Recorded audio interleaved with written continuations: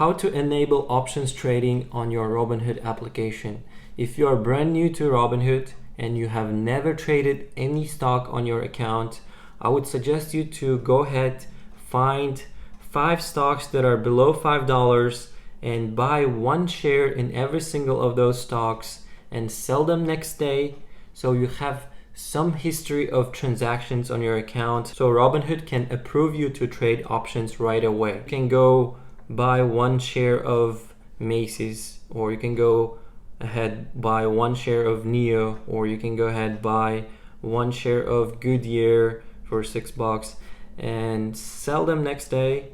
And once you have 5-6 transactions on your account, you're gonna go to account, investing, scroll it down. Here you will see options trading, enable options trading. And once you apply to options trading, they should enable you right away to level 3 options trading, which will let you to buy calls and puts, everything pretty much listed here except buying and selling spreads. And once you place 5 or 6 options trades, Robinhood will let you upgrade to level 3. That's where you can buy credit spreads, debit spreads, and you can do more complicated option strategies. So that's about it. Thanks for watching, and I'll see you guys in the next video.